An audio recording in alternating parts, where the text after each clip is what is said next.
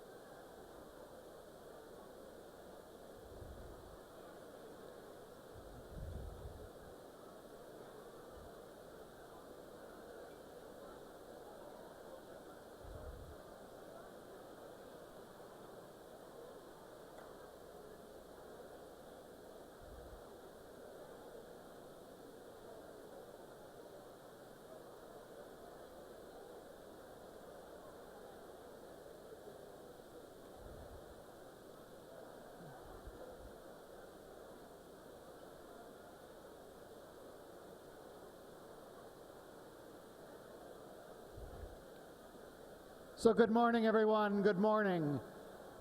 We could please have you take a seat. So let me welcome you here today. I'm Joe Steinmetz. I'm the Chancellor of the University of Arkansas, and I want to thank everyone for coming out today. What a great crowd, and it's wonderful to see this great turnout here for this year's forecast. I assure you that the next couple of hours are going to be well spent time for you. And like you, I'm eager to hear about today's forecasters and what they anticipate in the year ahead. And I'm sure we would all appreciate a positive forecast, but I think what we need to hear is an accurate forecast, but I'm sure that we're going to see. We're going to hear the best analysis of the data that's possible, and that's what we're going to get to today. I want to first begin by thanking Mervyn Jebaraj and his colleagues at the Center for Business and Economic Research, which is part of the Sam M. Walton College of Business, for coordinating this event. And I trust that the size and the popularity and the longevity of the Business Forecast Luncheon reflects the quality of the analysis and insight being offered to the business community year after year after year. The Center for Business and Economic Research also produces the annual State of Northwest Arkansas Region Report. It's a compact, but it's a very comprehensive snapshot of how our region is doing in relation to several of our peer regions. This work is just part of the Walton College Business's larger efforts, reflects the university's commitment to outreach that serves and advances the economic interests of the state. So whether it's producing skilled graduates, stimulating entrepreneurial activity, conducting and commercializing research, or simply communicating the latest trends and ideas, we're here to support our business community, and we're here to keep it strong. It's part of our land-grant mission as an institution. We are, though, fortunate to reside in an area where the economy is consistently strong. All the more reason to keep finding new ways to serve our business community and maximize the opportunities available to all of us in this very, very unique region. We've got a great thing going here, and I know we all want to do our best to ensure that it stays that way for many years to come. Let me wrap this up by thanking all of today's sponsors. We couldn't do this without you. And I also want to take a minute to thank our keynote speaker, Michael Milken, who you'll hear from shortly, and Ross Duvall for hosting the questions and answer. And I'm looking forward to hearing your thoughts today.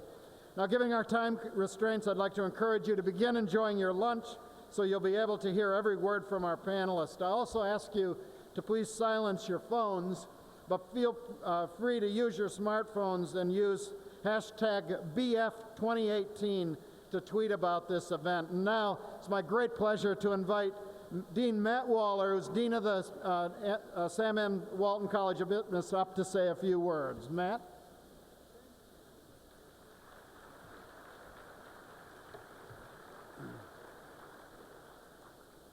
Welcome to the 2018 Business Forecast Luncheon. Go ahead and, for those of you who haven't come in yet, come on in and have a seat, and you can begin eating. At the Walton College, we're working every day to educate our students so that they can become leaders in the business community here in Arkansas. To do that, we engage with the business community in Arkansas daily through conferences, collaboration, executive education, and in countless other ways. Walton acts as a net importer of talent to Arkansas. Many of our students at the Walton College come to us from outside of the state because of excellence in teaching and research and the business connections that we have. If you look at the percentage of our out-of-state students in the Walton College and compare it to the percentage of students who take jobs in Arkansas, then you can see that we're a net importer of managerial talent in Arkansas. We need to continue this trend because one of the most salient constraints to growth here is managerial talent. We indeed are helping to build a stronger business climate for all of Arkansas. One example of that is the opening of the Brewer Family Entrepreneurship Hub just off the square in downtown Fayetteville. The hub opened only last fall, but is already becoming central to the startup culture of our region and the state. It already has been a stop at the Northwest Arkansas Startup Crawl and the Walton College's first blockchain hackathon. Another example of how we're fostering a more robust business climate in the state is the creation, in cooperation with the University of Arkansas for Medical Sciences, of a healthcare management track for our executive MBA. Why don't we quiet down just a little bit? There's something I do want you to hear well. So you could go ahead and eat, but I would like you to quiet down just a little bit. And eating will help you do that. Our executive MBA program in the Walton College is one of the best executive MBA programs in the United States. And the reason for that, it's not just because of the content.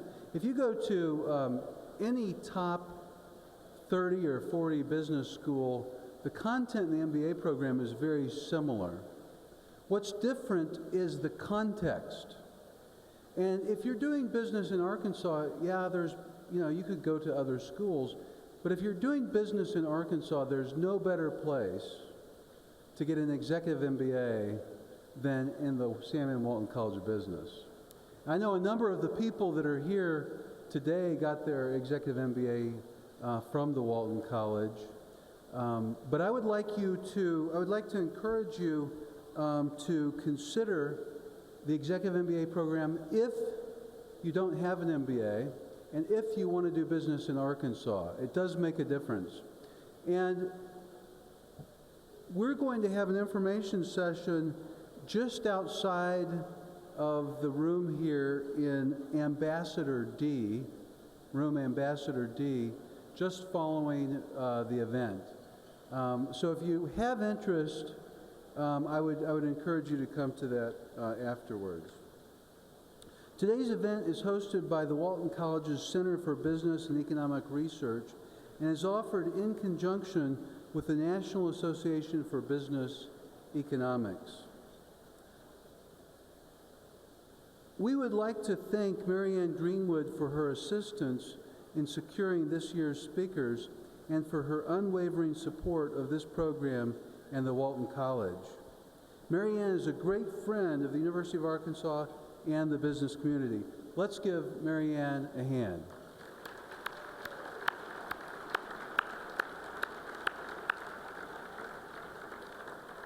We have many distinguished guests with us today. I'd particularly like to recognize the 2018 Business Forecast sponsors. This program wouldn't be possible without the generosity of so many corporations and individuals. The proceeds from this event go to support outreach efforts in the Walton College's Center for Business and Economic Research. All sponsor tables have the company logos at their table signs. Would representatives from each of these sponsors stand as I call your name, and then remain standing and hold your applause until all the sponsors have been recognized. The Walton presenting partner is Walmart Sam's Club. So if you're with Walmart or Sam's Club, stand up. We appreciate their longtime support and generosity for this program. Let's hold the applause because we'll remain standing. We're going to call out some other people. Walton academic partners are Greenwood Gerhardt, Inc., Lowry Barnes, and Hipney, Arkansas. RMP LLP, attorneys at law. Smith Hurst, PLC. Tyson Foods. And our Walton College corporate sponsors are J.P. Morgan Chase, Cox Communications, Frost PLLC, Kutak Rock, McKee Foods, Regions Insurance, Wizinvest Realty LLC. Walton business partners are represented by AEP Southwestern Electric Power Company, Centennial Bank, Colliers International, Connor & Winters, attorneys and counselors at law, J.B. Hunt Transport Services, Inc., Hogan Taylor, LLP, Iberia Bank, Mitchell Williams, Quattlebaum Grooms and Toll, PLLC, Regions Bank, Sage Partners, and Wright Lindsay and Jennings, LLP. We appreciate our Walton media partners, Celebrate Arkansas, Talk Business and Politics, Northwest Arkansas Business Journal. Let's give a round of applause to all of our sponsors for making this event a success.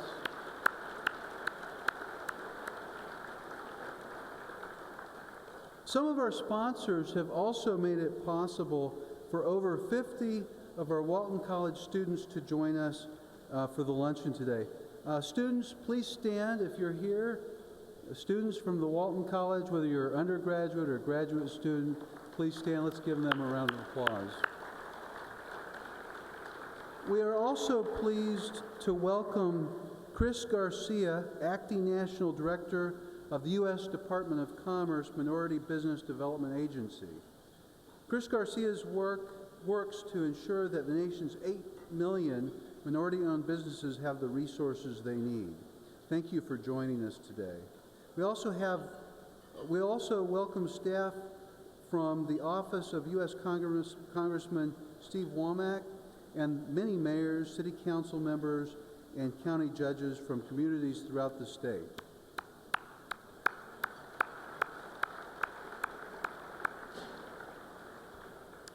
I would like to welcome members of the Chancellor's Executive Committee, deans, and Walton College and University of Arkansas faculty and staff members here today. Would all of the University of Arkansas faculty and staff please stand? Faculty and staff.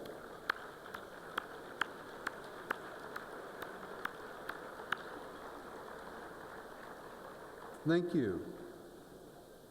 It's now my pleasure to introduce to you Mervyn Jebaraj, Director of the Center for Business and Economic Research. He was previously the Assistant Director of the Center, and he's worked here since 2007.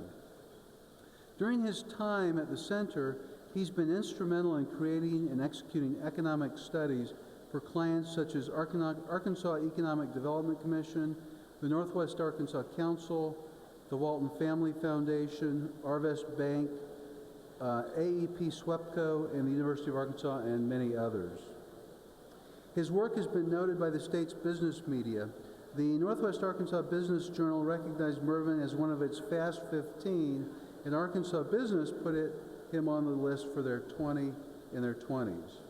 He remains an exceptional source of business and economic-related expertise that so many people rely on.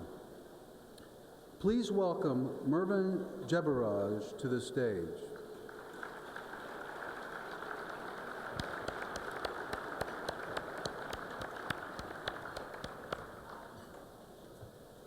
Thank you, Dean Waller. Good morning, everyone. I hope you're enjoying your meal. I hope I don't sound too loud. Every year at Business Forecast, we invite you to forecast the values of about 15 economic indicators for the upcoming year. You should see a blue form at your table. These variables include the rate of real GDP growth, the rate of inflation, interest rates, exchange rates, unemployment rates, commodity prices, the balance of trade, the federal budget position, and the Dow Jones Industrial Average. We then give an award to the top 3 overall forecasters and another to the best forecaster of the Dow Jones Industrial Average. Over 170 people participated last year in the forecasting contest, and I'll start by announcing the winner of the Dow Jones Industrial Average, and then we'll turn to the overall economic indicator forecast awards. So our participants last year produced a consensus forecast for the Dow Jones that would grow by about 3.6% and end the year at 20,478. You were a pessimistic bunch of folks. So, in fact, the Dow Jones ended 2017 at 24,719. So our winner, by and large, was one of the most optimistic forecasters, and that was Lucas Pointer from First Western Bank. Lucas predicted that the Dow would hit 25,000, so he came closest than any of you. Congratulations, Lucas. Please come up and receive your reward.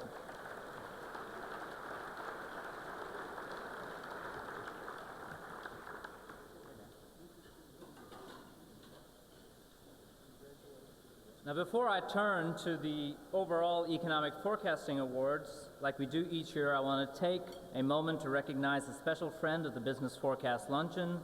Dan Grubb, who passed away 4 years ago, was among the people who advocated strongly for the start of the Business Forecast 24 years ago. He has been a steadfast supporter and sponsor of the event and would regularly turn in his blue contest form. He even won the contest once.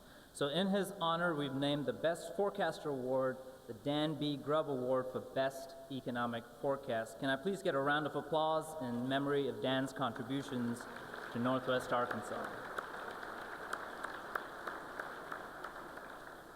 Thank you. I will now announce the 3 best overall economic forecasters from last year.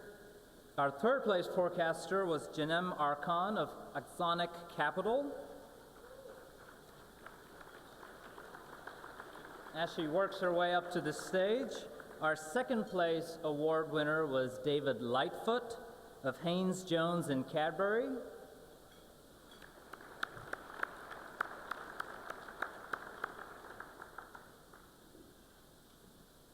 Here's David Lightfoot, our 2nd place winner.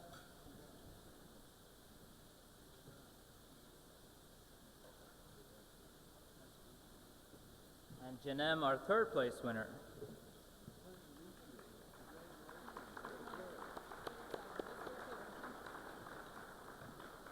So the top spot for the Dan B. Grubb Award for Best Economic Forecast goes to Robert Koster from the University of Arkansas Foundation. Congratulations, Robert.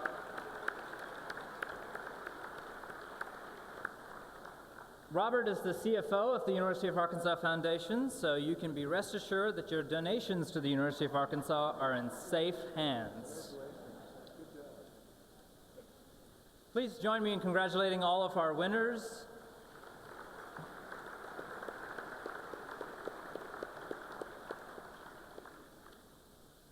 Please don't forget to fill out your blue contest forms. You too can come up here and be a fabulous prize winner if you come closest to predicting these economic indicators for 2018. So I'll begin my presentation right now. We have the forecast, at least, for the Arkansas economy and this regional economy here in Northwest Arkansas. And if you see my title there, it says, "The Arkansas Economy in 2018, Can It Get Better Than This?" Which is a little bit tongue-in-cheek, I admit. Of course it can get better than this. Of course we want it to get better than this. But in many ways, 2017 was a banner year for the state of Arkansas, was a banner year for Northwest Arkansas. And so when we look at statistics like having the lowest unemployment rate on record in the state of Arkansas, the highest employment in the state of Arkansas in 2017, and you combine that with what came out last week, which was 2017's top seller at Walmart in Arkansas, which was chocolate, we can say that Arkansans, one way or the other, had a really good year, or at least a very sweet year. Now, if you'd seen the rest of that list, I'm not sure what was going on in North Carolina. The top seller was mayo. And in Minnesota, people were really into flaming hot Cheetos. It's one thing for Cheetos, but flaming hot Cheetos, it's entirely another matter. As we mentioned earlier, the business forecast is in its 24th year, which makes business forecast a millennial, in case you're wondering. And like any good millennial, business forecast has a Twitter hashtag, BF2018. We have Twitter handles. Feel free to post your selfies from here and your thoughts on Twitter if you can fight the slow internet speeds in this room. So let's start with unemployment rates, which is what we have on this chart here. The national economy ended 2017 at about 4.1%. Arkansas ended the year at 3.7%. Northwest Arkansas ended the year at 2.5%. Now, if you're thinking of all these low numbers, these are rates that most economists would say are below the natural rate of unemployment, but throughout 2017, the national economy, the state economy, and Northwest Arkansas maintained extremely low unemployment rates.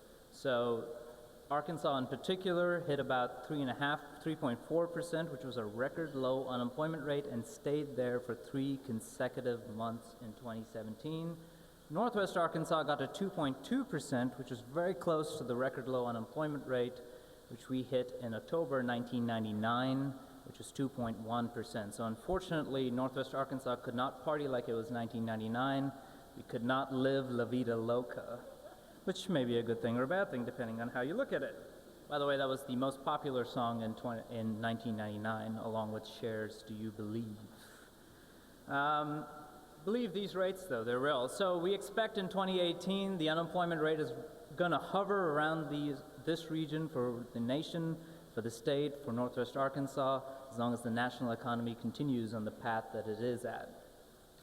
Moving along to the unemployment rates in regions across the state, so you'll see this is a very busy chart. We put every metro area in Arkansas on this chart. At the very bottom, you see the lowest unemployment rate in the state, 2.5%. That's Northwest Arkansas. And at the very top, the blue line, is the Pine Bluff metro area, which had the highest unemployment rate at 4.5%, which was just north of the national unemployment rate. And every region in between roughly averaged between 3 and 4%. So across the state, at least in our metro areas, we saw some broad-based economic growth that led to low unemployment rates. And in 2017, every region across the state had lower unemployment rates than they did in previous years. So that is really good news for the entire state of Arkansas. I'm going to briefly touch on the U.S. GDP and real GDP, how it grew in 2017 and what it looks like in 2018, because it informs some of our forecasts going forward. So we had fresh statistics today. The fourth quarter of 2017 ended at 2.6% growth, which put 2017 overall at about 2.3% growth. Now, if you're looking at 2.3% growth and saying, well, that doesn't sound high enough, well, it isn't. It's a moderate, slower pace of growth, not like the 3 and 4% that we've had in other economic prosperities, but nonetheless, nothing to sneeze at. And in fact, it was better than 2016, which was 1.5%. So looking forward into 2018, we're probably looking at about 2.5 to 2.6% economic growth, and this does factor in the stimulus that Congress passed recently in the form of tax reform. So if you're looking at these numbers and saying, well, they're not really strong growth rates like we've had in previous expansions, that is true. However, this in January is the 104th month of consecutive economic expansion here in the United States, which makes the Obama-Trump economy the third longest economic expansion in U.S. recorded history, at least since the 1850s. So in a few more months, we will be the second longest economic expansion, displacing the Kennedy-Johnson expansion in the 60s. The big difference being almost all those expansions that we've superseded, the growth rate was a lot faster than this one. But nonetheless, positive growth rate, even if it's slow, is much better than not growing at all. And soon we will have the second longest economic expansion in U.S. history. So looking forward to the Arkansas employment forecast, Arkansas grew at about 1.5% year over year throughout 2017. So projecting that out along with some other information, we're looking at adding something like 11,000 jobs in Arkansas in calendar year 2018. So pretty good growth. If you want to look at which sectors that is, so this shows you where we grew in 2017 and gives us some information about where we expect employment growth to be in 2018. So if you see on the top there, you see construction. You can see evidence for this all across the state. Manufacturing actually did really well in Arkansas in 2017, especially compared to 2016. We added about 5,200 jobs in manufacturing in Arkansas, and most of it was actually in rural areas of the state and not so much in the metropolitan areas of the state. Professional and business services, your lawyers, your accountants, your engineers, your architects, that grew about 3,000 jobs in Arkansas. Leisure and hospitality grew some. The big negative here was trade, transportation, utilities, which is one of the largest sectors in the state in terms of employment, and was really held back by retail trade in particular in 2017. We lost about 1,800 retail trade jobs in the year. And towards the top, you see education and health services. That grew about 5,800 jobs in 2017. And since 2014, since we've had Arkansas Works in Arkansas, healthcare in particular has added about 15,000 jobs since 2014, so it's been growing really well. The uninsured rate in Arkansas is down to 8%, which has saved a lot of rural hospitals, created expansion in a lot of urban hospitals, and you see a lot of those healthcare jobs being created in 2017 and all the way back to 2014 as well. So we look forward, we expect to see continued growth in manufacturing, construction, healthcare, although the thing to note is that in 2019 the individual mandate goes away. It will affect the individual market for health insurance. I'm not entirely sure how that will pan out for the rural hospitals and urban hospitals that have recently expanded. Looking forward to Northwest Arkansas, where we are here.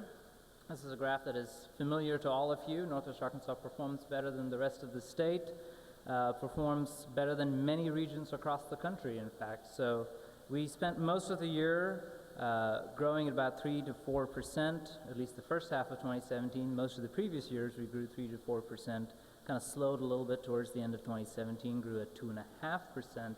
But we've had immensely strong employment growth and wage growth here in Northwest Arkansas. In fact, in the previous years, our employment growth and wage growth has propelled Northwest Arkansas into the top 25 best performing cities report that came out from the Milken Institute, I believe 2 weeks ago. So we were 30th in 2016, and we were 25th in 2017 on really because of the wage and job growth that we've seen here in Northwest Arkansas. So looking forward to 2018, we're projecting something like 6,000 jobs here in Northwest Arkansas. And again, to get an idea for where those sectors and the employment is going to come from, you see construction there on top. There's plenty of evidence for this. You drive around, you look at the roads being constructed, you see the apartment complexes, you see the commercial spaces being built. All of this is the construction employment here in Northwest Arkansas. You see leisure and hospitality up there.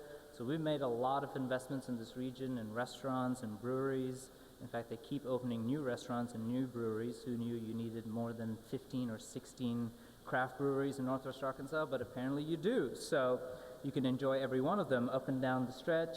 Crystal Bridges continues to invest in their facilities. We are seeing a new modern art museum come out of that, and we're also seeing cities across Northwest Arkansas try to focus on what is their cultural and art point of strength, so we'll expect to see more employment in this field. Manufacturing grew up here in Northwest Arkansas. Education and health services, again, that's mostly health services up here in Northwest Arkansas, grew about 1,000 jobs. Most of these are, you've heard the hospital expansions, the Arkansas Children's Northwest, and you're seeing a lot of eye doctors and dentists, mostly to keep up with the population growth here in Northwest Arkansas. A lot more people need a lot more of these services, a lot more teeth cleanings and getting their eyes checked. Between financial services and professional business services, you'll have the largest employment sector here in Northwest Arkansas. Professional business services actually grew 4 to 5% through most of the year, but the growth picked up at the end of 2016, which is why when you look at this from a year-over-year perspective, professional business services looks low, but it actually grew 4 to 5% through the entire year. So when you combine professional business services and financial activities, those are your lawyers, your engineers, your accountants, your bankers, and your real estate agents. You'll see, looking around this room, most of you are in this room, all of our lawyers, your accountants, your engineers, and your bankers. In fact, you can't reach for your cheesecake without bumping into one of these people in this room today, so please mind your elbows while you do that. But put those two together, they would actually be the largest employment sector, and the wages in this sector are really good, so that portends well for the region as a whole. The negative here, again, at the bottom of the chart was trade, transportation, utilities. No change on a year-over-year basis, largely because we lost about 800 jobs in the retail trade sector. Again, these were jobs lost in 2017. We'll probably see some more losses as we go through 2018. And the retail trade picture is something that affects the national economy, the state economy, as well as Northwest Arkansas. Retail trade has lost a lot of jobs across the country, and I don't know that we've found the bottom for that yet. So this chart shows you 4 different regions in Arkansas. You have Pine Bluff, Jonesboro, Little Rock, North Little Rock, Conway, and of course, Fort Smith region. All of the horizontal lines at 10,000 jobs to give you a perspective on who's growing and who's not. So if you start at the top left there at Fort Smith, it looks roughly flat. They lost about 0.4% in jobs in 2017. In particular, they lost jobs in the trade, transportation, utilities. Again, it was the retail trade sector. They were up slightly in professional and business services, and importantly for manufacturing in Fort Smith, that sector was flat on a year-over-year basis.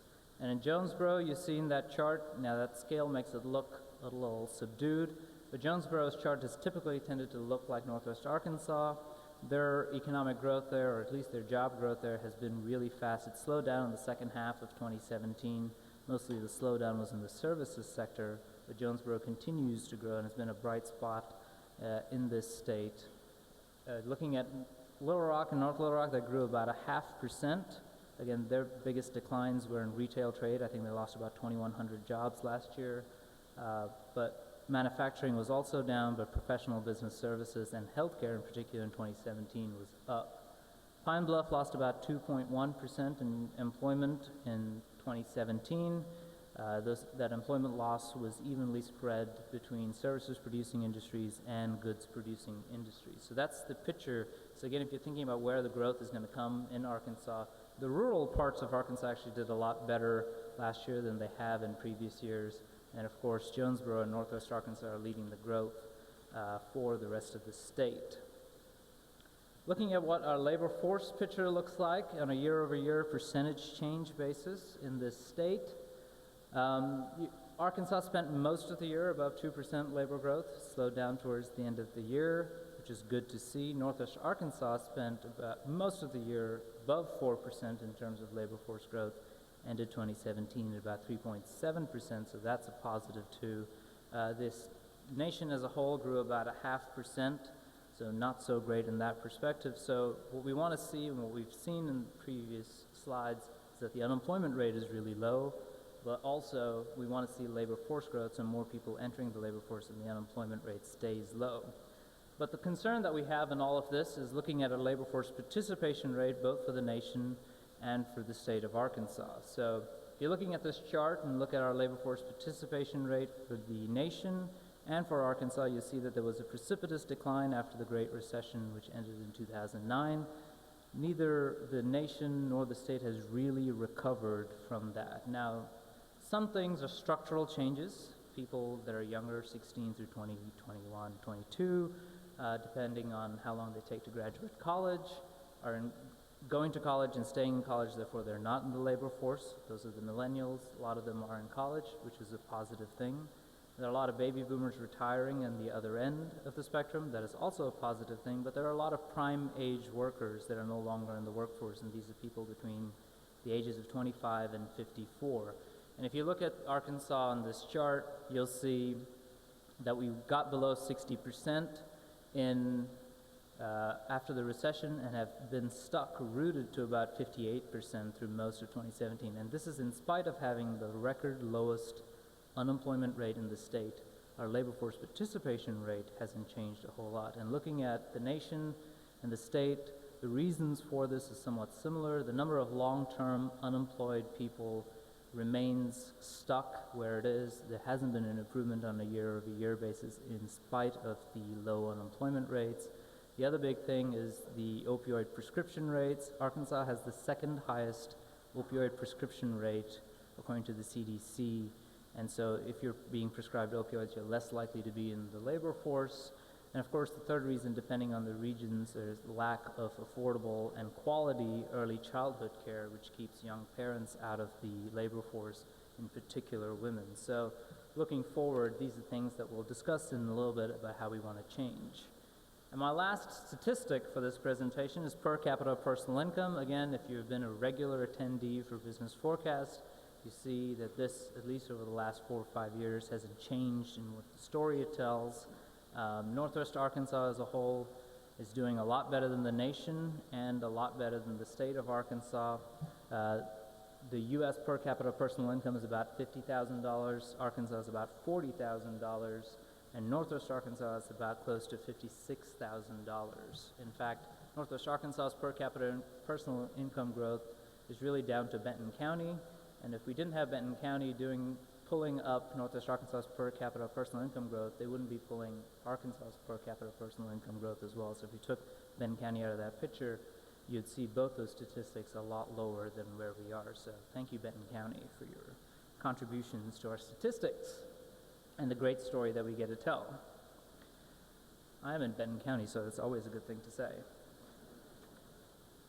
And so the last thing I want to talk about today are opportunities and challenges in 2018, what we see going forward. So for the state of Arkansas, we just discussed the labor force participation rate, the number of long-term unemployed people. The state really needs to invest in figuring out how to nudge, retrain, incentivize people who are considered long-term unemployed to get back into the labor force. So that includes money for retraining programs so that they can upgrade their skills, incentives to get employers to hire them, and also nudges to let people know that it is okay to enter the labor force again. And given the low unemployment rate, most people should be able to find jobs if we are able to convince them to get back into the labor force.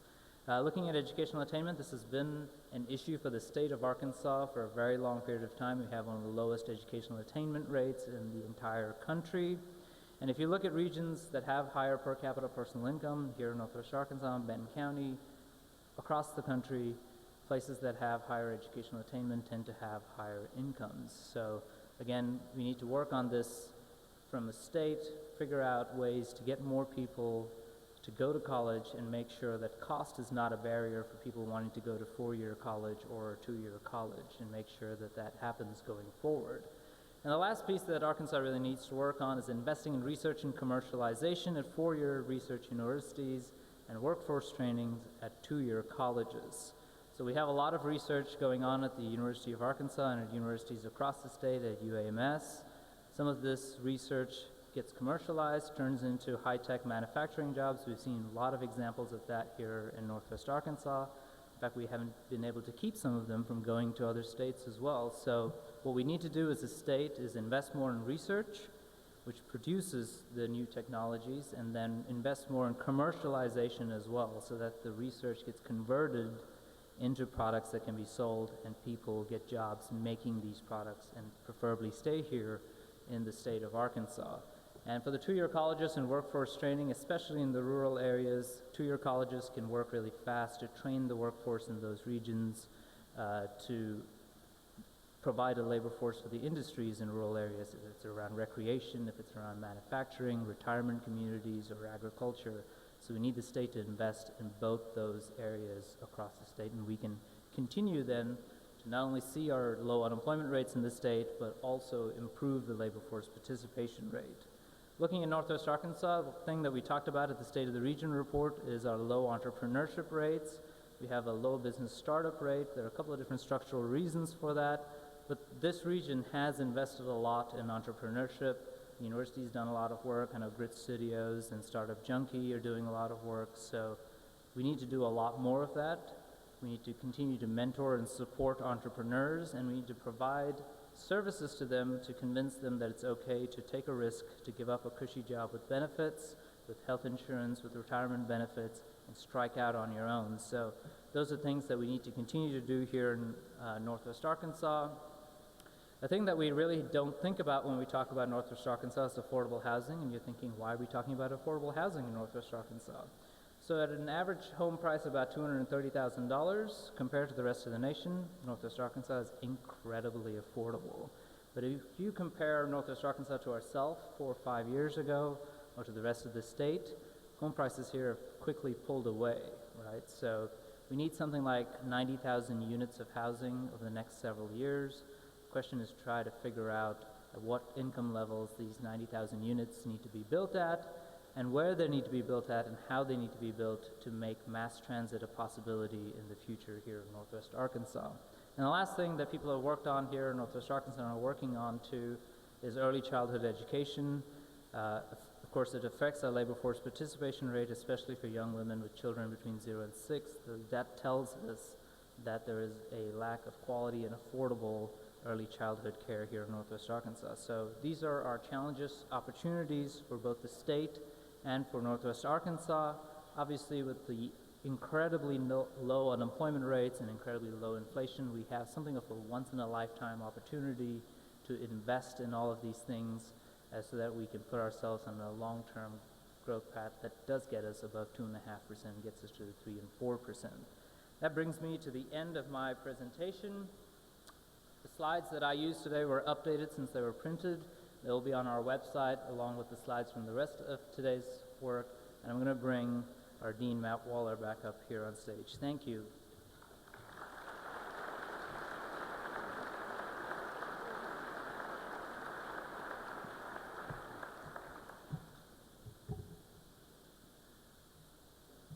Thank you, Marvin, for those wonderful insights. It's now my pleasure to introduce Jim Walton. Jim Walton is a businessman, investor, and philanthropist. He is chairman of Arvest Bank Group, Inc., a group of community banks operating in Arkansas, Oklahoma, Missouri, and Kansas. He is an alumnus of the college, serves on several boards, including Arkansans for Education Reform, Arkansas Public School Resource Center, Northwest Arkansas Council, and my advisory board, the Dean's Executive Advisory Board in the Sam and Walton College of Business. Please join me in welcoming Jim Walton.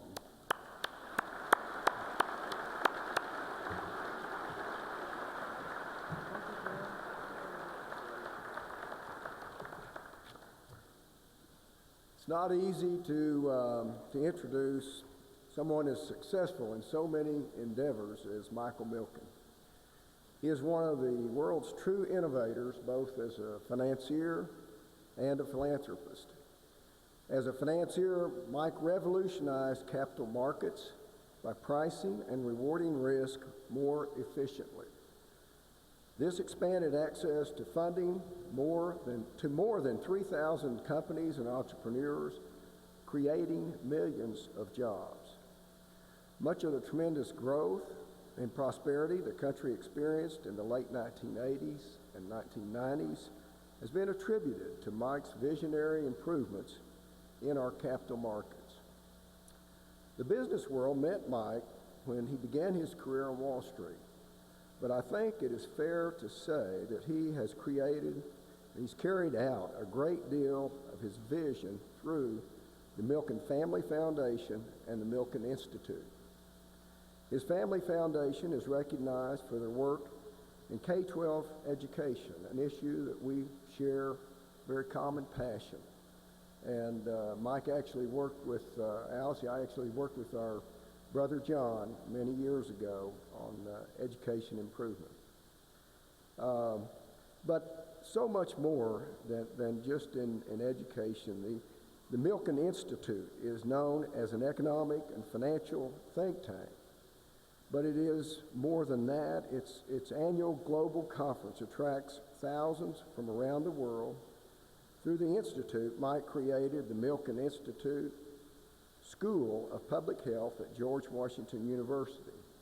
He is a leader in education, public health, and medicine, medical research. Since the mid-1980s, Mike has funded multiple research programs focused on cures for various cancers. One of the first was Prostate Cancer Foundation, and I, like many others in this room, am a cancer survivor. Mike's vision and research efforts have no doubt saved millions of lives. Thank you, Michael.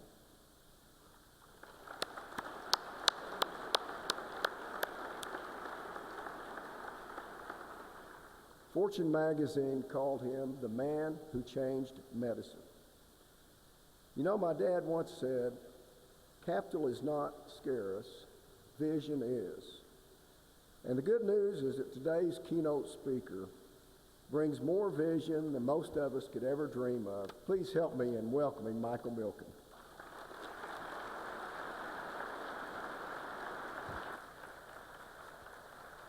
Thank you, Jim. Much appreciated.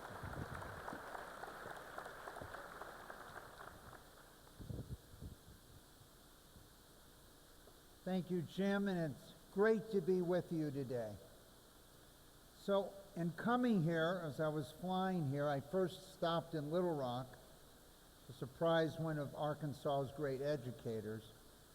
But I was trying to think about what is the best way to start this talk.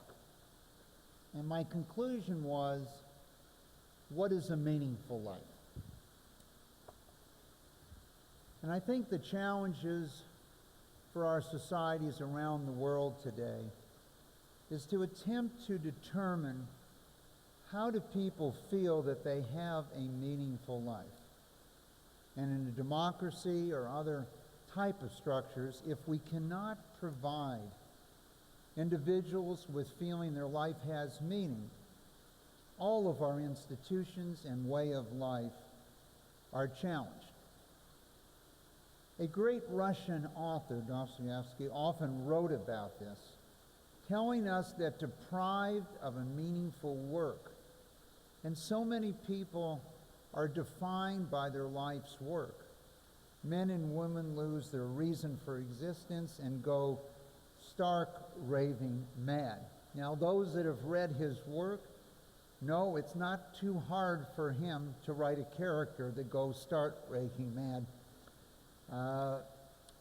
But maybe a better way to look at it is Eleanor Roosevelt, who told us the purpose of life, after all, is to live it, to taste the experience to its utmost, to reach out eagerly without fear to newer and newer experiences. The recession that occurred in 2008-9 and continued for a number of years brought back to the forefront Maslow's hierarchy of needs that many of us studied in high school or college. And as we think about these, and as society rips away safety nets, you start at the bottom here. Can you provide food for your family? Can you provide shelter for your family?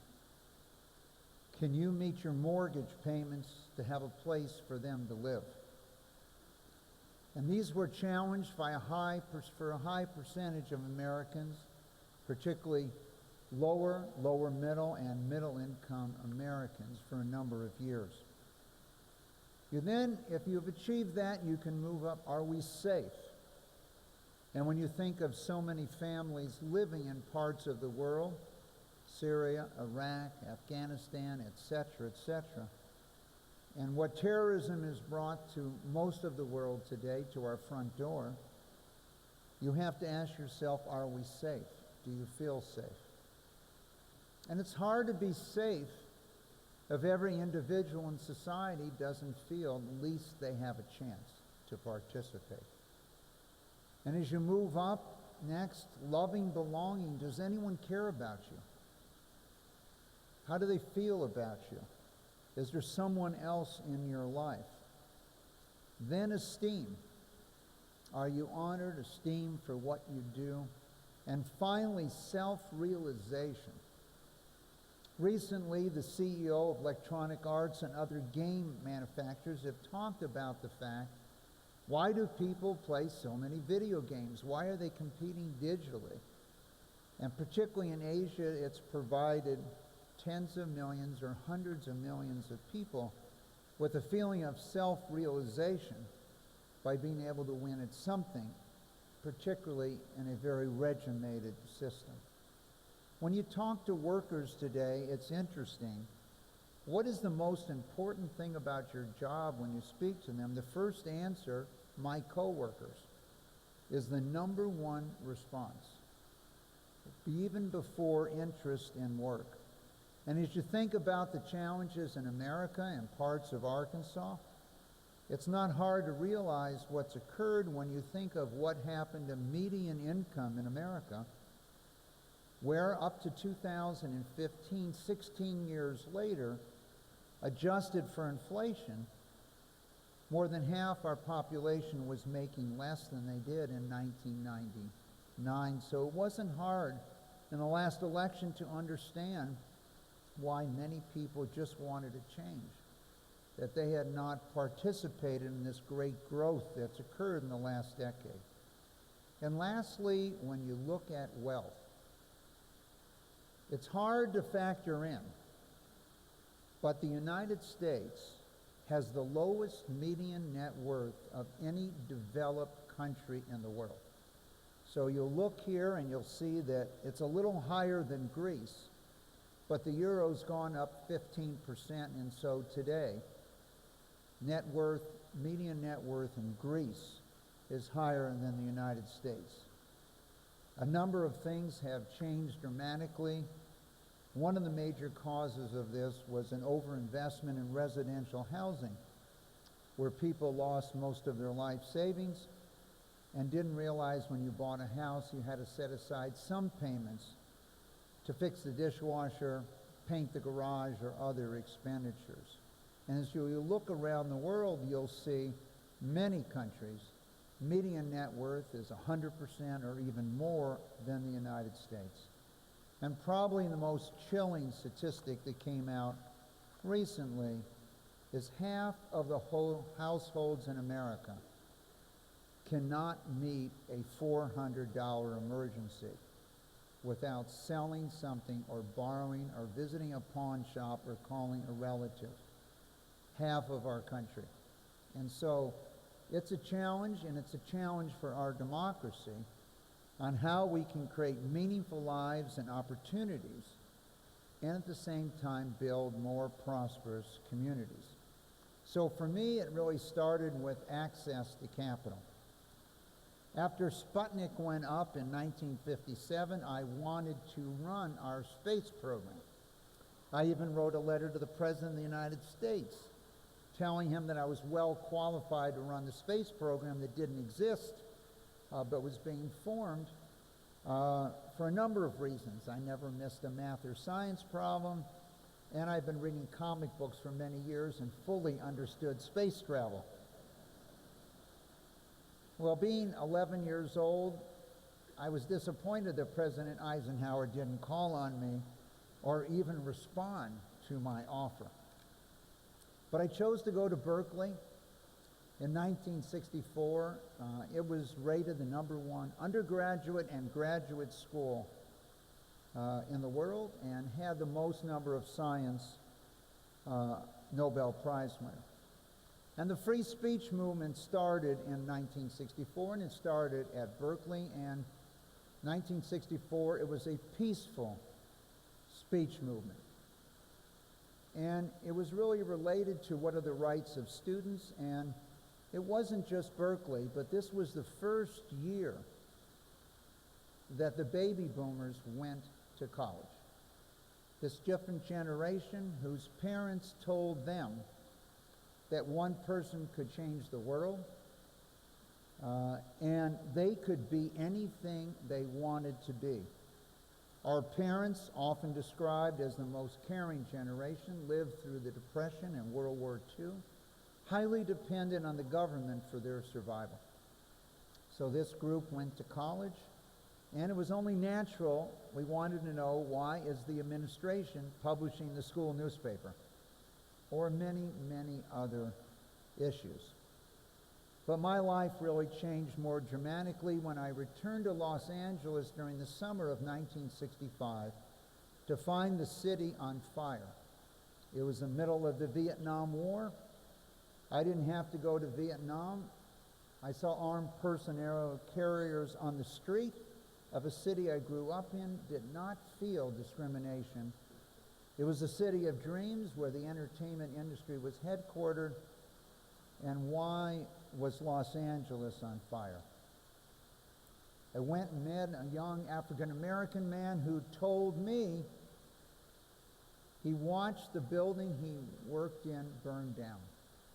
He was married, had a child, had no savings. It sounded pretty irrational to me. When he woke up in the morning, he would not have a job. He told me his father was extremely talented and never had access to capital. And no one would ever loan him money to own a business either. I then searched out, how can irrational behavior seem rational? And a lifelong friend to be, Gary Becker, a Nobel Prize winner, had written a paper on why irrational behavior could be rational. I went back to Berkeley, changed my major, scribbled down this formula 53 years ago, that prosperity, in order to have prosperity, jobs, opportunities, meaningful lives, whatever word you want to use, you had to provide financial capital which served as a multiplier effect on human capital, the talent of people, the world's most important assets, social capital, building things like universal education, public health, rule of law, etc. And lastly, real assets that you find on the balance sheet, which make up a very, very small part of the assets.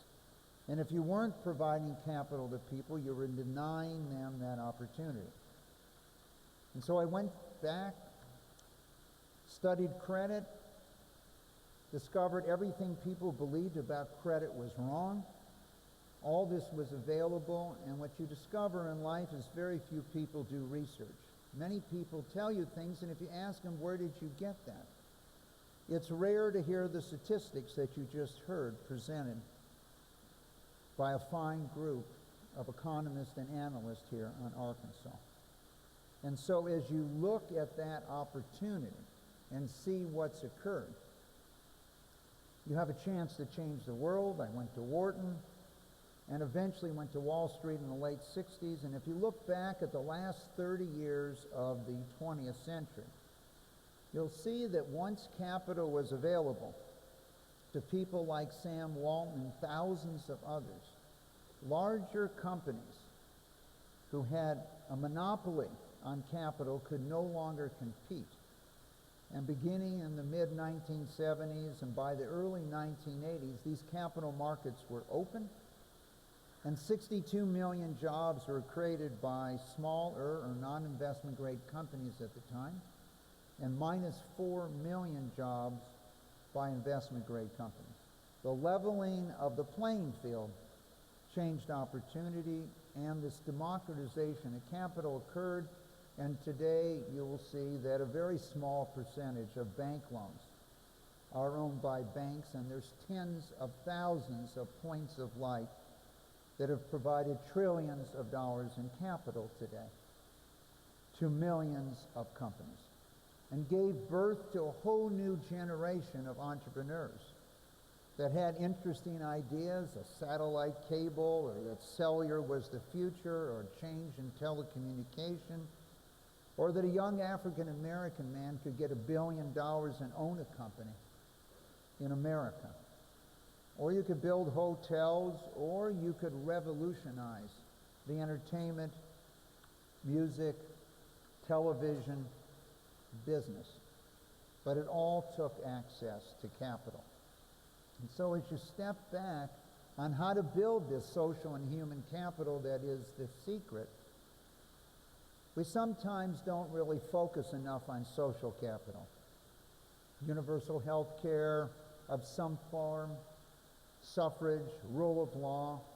It's no surprise that even into the late 1980s, that 80% of every oil well drilled in the world was drilled in the United States. Almost every country had access to technology. So why did it occur? One reason: property rights, rule of law, creditors. The U.S. was one of the few countries in the world that if you found natural resources, you owned it. Most other countries, if you found it, it was either confiscated by the state or owned by the state. Probably the best example of the birth of our nation was the social capital depicted in this picture of building your barn. You didn't pay your neighbors or people that lived in your community. As you rolled west across the country and built barns and other structures, the entire community came together to help you build your house and build your barn, just like you helped them, your neighbors next door. Some people think when a company moves, it's the end of the world. Here's a sign in Seattle in 1971. You had a substantial downturn in the economy, and aerospace and airline companies were all on the verge of bankruptcy. Boeing later decided to move out of Seattle, but not at this time. And so the slide said, will the last person leaving Seattle turn out the lights? But Boeing did eventually leave and go to Chicago. But Seattle never noticed it. And it didn't notice it primarily because of 4 individuals, only 2 of which were born in Seattle: Bill Gates and Craig McCall. And as you think about building northwestern Arkansas, one of the key messages I want to leave you today is just getting one person to come here could change the course of history. Just one.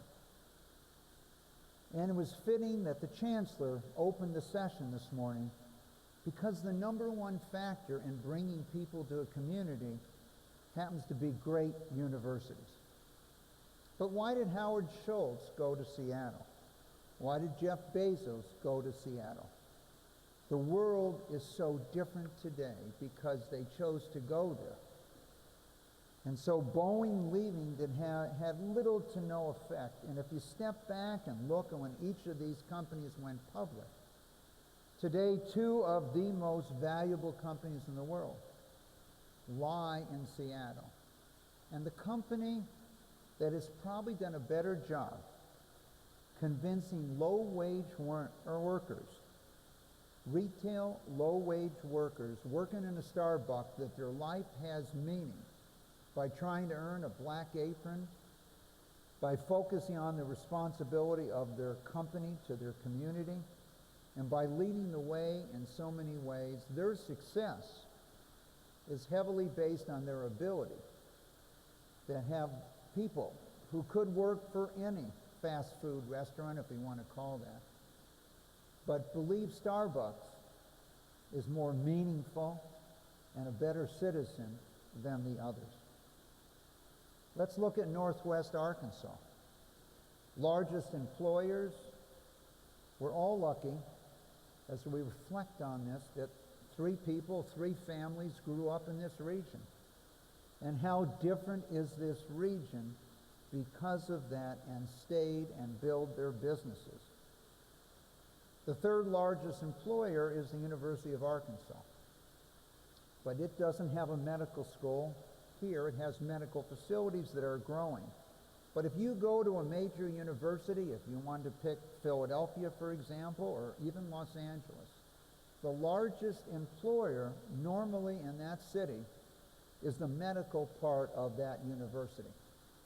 And most of your leaner universities, 60 or 70% of all the employees work in bioscience research or in the medical area. Gandhi told us a number of things. And it's hard to change if you're not willing to work with the people. But one of them was to innovate and focus on these areas. And then there was another person. I didn't meet him at the beginning. I flew down here in 1974 to say hi. And that person was named Sam Walton. And I read this quote as 1974, which I believe is the most important period in financial markets, and gave birth to the world and the financial markets we live in today. He said, "I have always been driven to buck the system, to innovate, to take things beyond where they've been. And I still have at least 100 holes in my back from following that message." 1962, the birth. By 1974, when I came down here, Sears had 1,000 times as many employees as Walmart. 1,000 to 1. Well, today, Walmart has far more employees than Sears. And as I heard a story flying here from a good friend of the Waltons, telling me that they had turned Sam down because it was too risky to leave their company to go work for Walmart back then, I often think of all those individuals that had worked for Sears that felt it might have been too risky to work for Walmart instead of Sears. And it's not size. It's vision, ideas, direction, what you stand for. And today, Walmart's equity is worth 1,000 times Sears. So safety isn't always found in the path. And when I went to Wall Street in 1969, I first discovered that it's quite possible that the management's utility curve, what they were focused on, wasn't necessarily focused on what was in the best interest of the owners. And things to align those had to change.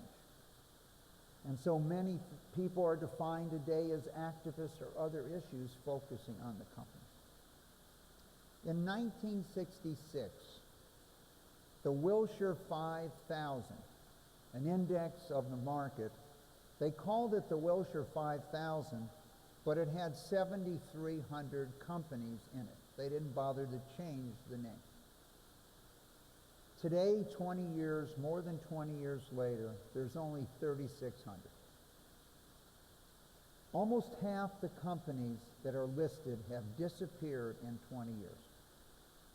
And what's grown is private equity, hundreds and hundreds or thousands of firms around the world. And today, they control more firms than are listed on the stock exchange.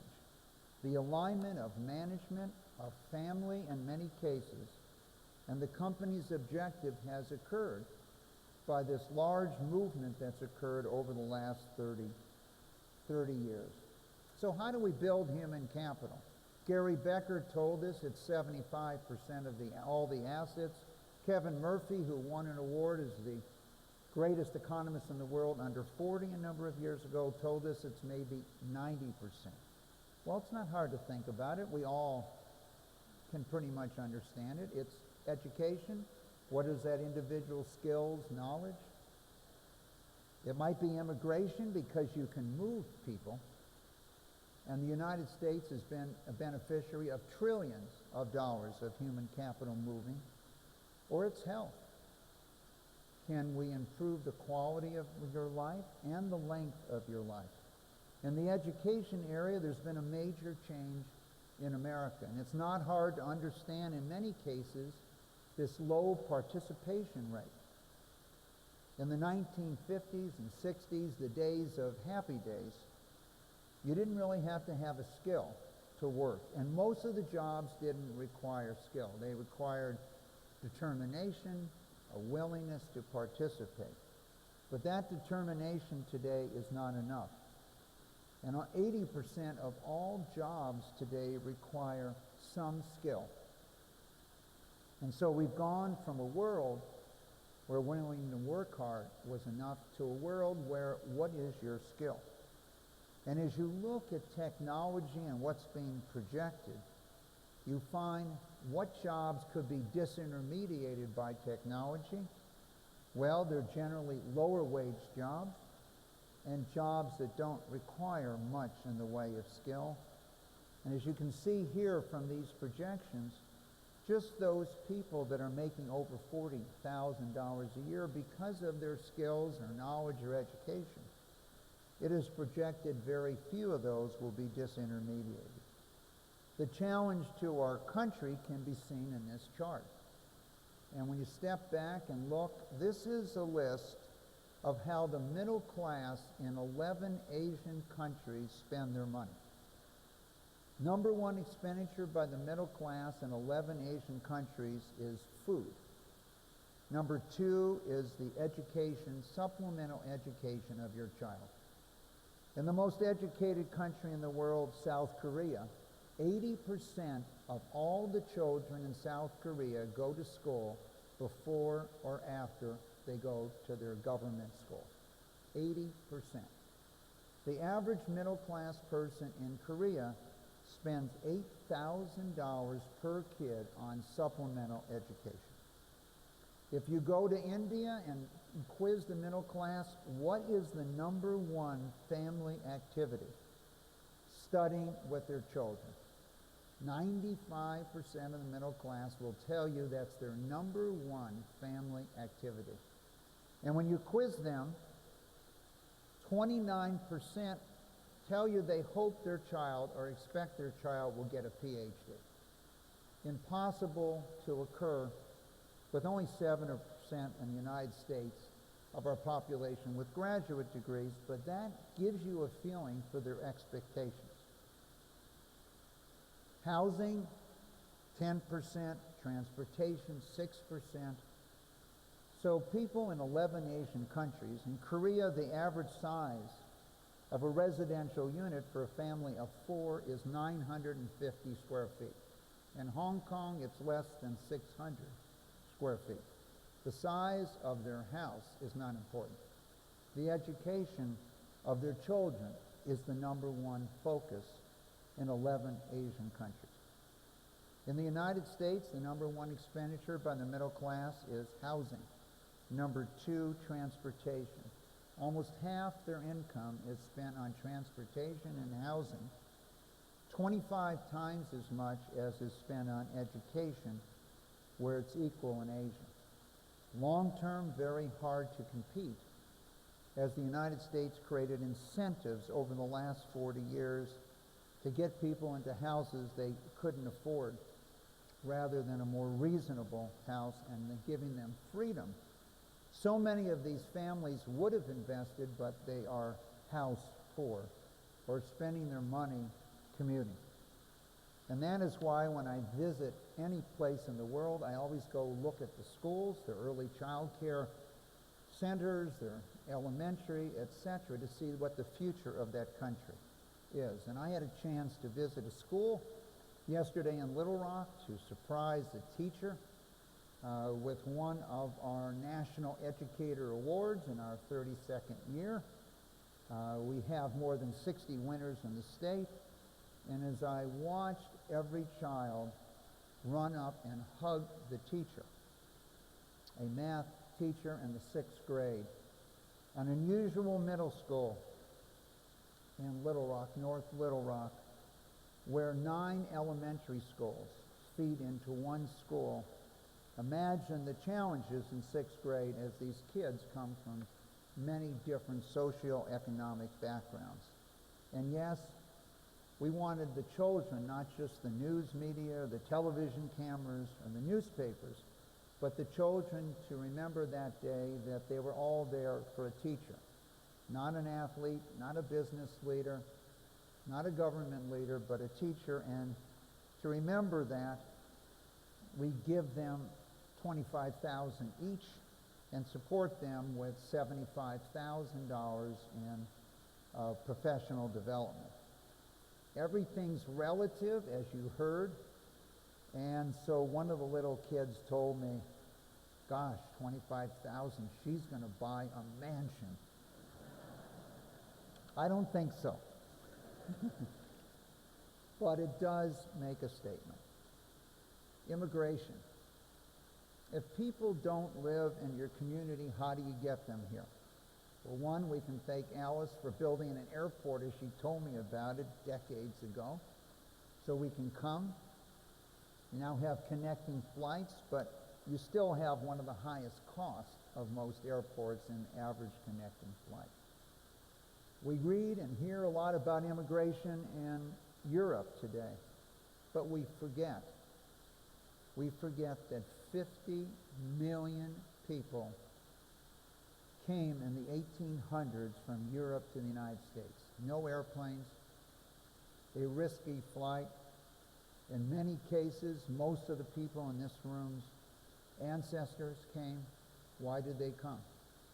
For social capital, a better life, religious freedom, opportunity, a chance based on your ability, that American dream. Not based on who your parents were, or where you grew up, or your religion, or your race, or your sex, but a chance to compete based on your ability. Today, in a recent survey, 60% of all the leading entrepreneurs or wealthiest people in China, 60%, if they could, would move to either Europe or the United States. 40% to the U.S., 20% to Europe, and my guess is if you really got an accurate reading, that number is probably higher. It's the social capital. It is priceless. The opportunity to live here. Technology and change. We'd all be naive if we didn't think the world of technology was about to undergo dramatic change. There is no industry that is safe. There is no business that is not going to feel a dramatic change as the percentage of the world's economy that is digitized and moved digitally substantially increases every year. I just want to highlight a couple that I'm sure you're aware of. Agriculture, probably the largest employer still in the world. In the United States, in 1900 and 1800, 98% of the people lived on farms. 100 years later, it was less than 50%. And by 2000, it was 2%, and probably less. 1.5 million Americans lived on farms, and each of them fed not only the country, but they fed 220 million other people around the world. And today the number's higher, and each person feeds hundreds, if not thousands, of people around the world. Modern technology, growing techniques, and other things hold out a lot of hope for everyone around the world, but they also hold out a challenge in that if you adopted modern agricultural technologies today, not even the future, you would eliminate more than 500 million jobs. What are those people going to be doing? Many countries are going to resist out of fear that they don't have something for them to do, or they'll lose the purpose in their life.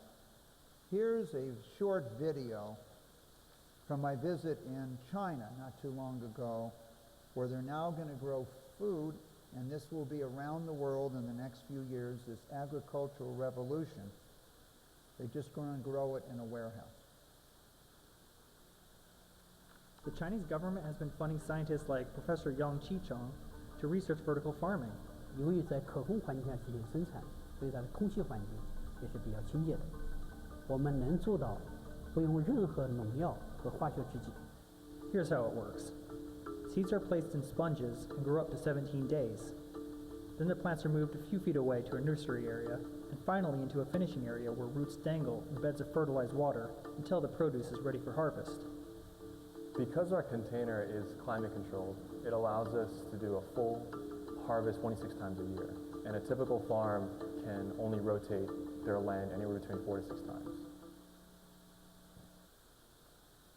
24 times a year you're going to harvest, no pesticides required, 95% reduction in cost of lighting with new lighting technology, and a 99% reduction in use of water by hydro farming, and a 99% reduction in need of land for farming. Only the beginning. Today, numerous companies, technology companies around the United States and the world, are growing the future of food in petri dishes. Impossible Foods creating hamburgers that maybe even Alice couldn't tell the difference, that were made from plants instead of beef. Memphis Foods taking the DNA of a cow and creating a hamburger without the cow. The future is with us. The environmental movement, combined with conservation and many other factors here, and health, attempting to change the food chain. It is now estimated that in the next decade, more than 20% of Americans will be vegetarians. If we look at the challenges in many states, in a recent report by NPR, detailed the most common job in each state over this period of time of 36 years. Which ranked first? Was it a teacher? Was it an executive assistant, secretary? Was it a truck driver? Was it a customer service, or was it a software developer? The answer, job that ranked first in most states in the United States, was truck driver. Ask that family, how do they feel when they read in the paper that you're going to have not only driverless cars, but driverless trucks. I was at a conference last year in Chicago. I arrived a little late, and there was an individual from Silicon Valley telling the parts manufacturers for trucks and automobiles that we have to get rid of the weak link in the distribution system. Because I arrived late, I asked him, okay, I'm sorry I'm late, but what is the weak link in the distribution system? He looked at me like I was crazy, that I didn't know anything, and he told me, of course, the human being. They have to eat, they have to sleep, they get tired, they make mistakes. We've got to get them out of the distribution system. Well, if this is the number one job for males in more than 30 states, what are they going to do? How do you think that family feels today? Top job loss sub-sectors in 2017. You heard about losses earlier in this part of the country, but retail combines in a number of areas. Let's talk about retail jobs. If you haven't been to some of the experiments in China, yes, we have exported our fast food to China, and many of our diseases have increased with it. But let's take a look at a KFC and an ad that exists in Asia today.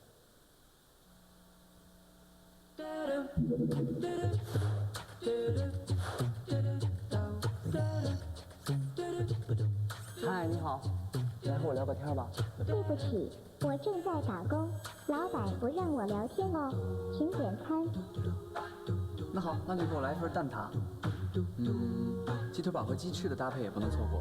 3号套餐，谢谢。好的，确认点单并回应。给小鹿来份巴巴的套餐，自在生活就是这么简单。更多第一手就在 Original Plus， 自在新体。So if you haven't visited these robotic, as you can see that robot was not allowed to fraternize during working hours. But it isn't always great for robots. We hear a lot about how robots are going to do this and robots are going to do that. But there's a show, Silicon Valley and others, that appear on television that, tell you that the life of a robot isn't necessarily great. Let's look at an excerpt.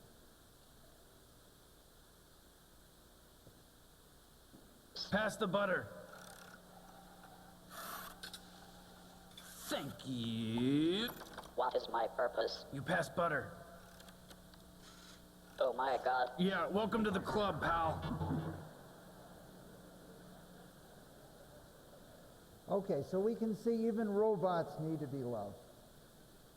Let's talk about, for a moment, the number one driver of the world's economy for the last 2 centuries.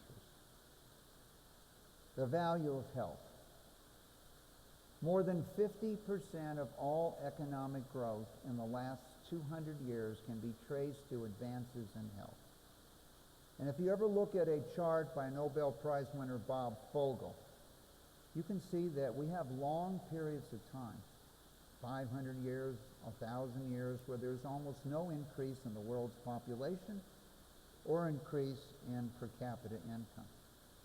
And as you step back and think about this, if you look at 4 million years of evolution, it added, in 4 million years, we added 11 years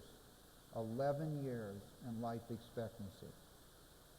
So we went from 26, and eventually by 1900 to 31, but 20 to 31. Now what's happened in the world since that point in time? Well, today life expectancy is now 72 years of age. So 4 million years we increased life expectancy by 11. And in the last 115, 116 years, we've increased average life expectancy on the planet, average, by 41 years. You had almost a doubling in Southeast Asia. And in Africa, in less than 2 generations, you're about to have a 100% increase in life expectancy. Now, the United States has had other challenges. The change in the food chain has dramatically changed obesity levels in America. And when you look at it, only 25 or so years ago, there was only 4 states in the country which had really any obesity problem, defined as 15% of the population: Louisiana, Mississippi, West Virginia, and Michigan. Well, today, every state is over 15%. Many of the states are between 30 and 40% today. And all the states, fall over 20, not 15 in America today. The last state to fall was Colorado a number of years ago. And the cost to our society of just the change in weight, our society being the United States, exceeds $1.5 trillion a year. If we could just weigh the same that we weighed in 1991 on average, you'd have a $1.5 trillion growth spurt in the United States. And so because of the ability to sequence and other issues, you see almost every consumer product company today in need of change and focused on what they're going to be in the future. And so we should start with the company that has the largest market cap in this area, more than Coke, more than Pepsi, more than Kraft, more than Unilever, Nestle. And so when do you see change occurring? And so about 2 years ago, A friend of mine who I thought was going to become the CEO of Nestle, who had worked there, they passed over him and hired an individual from a healthcare company to become the CEO of Nestle. And Nestle announced that they're going to be a health company. On social media, they were ripped from the second they put it out. First, they give you diabetes, and then they're going to cure you. They're a 360 company. So what did the CEO and board do? First, they went out and started to buy companies producing vitamins and other things that were seen as healthy providers of food. Next, they announced they're going to sell their sacred chocolate business. So next Halloween, when you buy a Nestle Crunch Bar, I'm sure that the Nestle will be gone from the bar, or a Baby Ruth, or a Butterfinger, in that they felt they could not continue to try to redefine the company. And if you are an investment banker, I assure you, you should be opening an office right next to Nestle's headquarters, as they're going to be selling many other companies that don't fit into what they want to be in the future. And likewise, you should have another office for those that want to sell them things that are perceived as healthy and good for you. This new area of medicine we've entered, immunology, precision medicine, genomics, powerful diagnostic tools, is changing the world and will change Coke, Pepsi, General Mills, Kellogg's. You're not going to be able to sell a cereal where 50% is sugar. And now with genomics, a Nobel Prize winner, Elizabeth Blackburn, pointed out that even in a 6-year-old, by increasing sugar, you're shortening their lives, and you can measure your telomeres at the end of your cell. Ross Duvall, when he was with us, put out a groundbreaking report, which I'm sure he got a few phone calls from Coke and Pepsi about, the drink differently. Drinking 2 soft drinks a day shortens your life by an average of 4 to 4.5 years, everything else being equal. Most of us would be willing to change what we're drinking.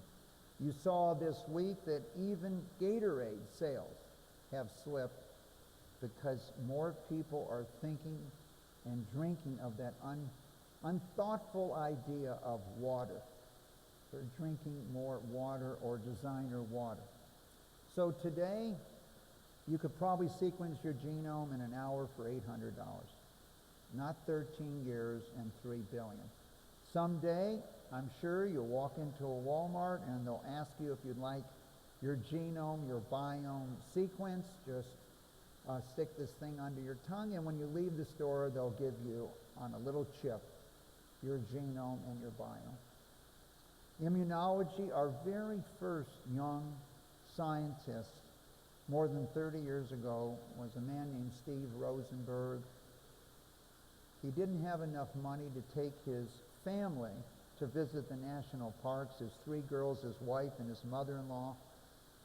So we started our awards to young scientists, and keeping him at the NCI as it was for the next 35 years, we thought would change the world.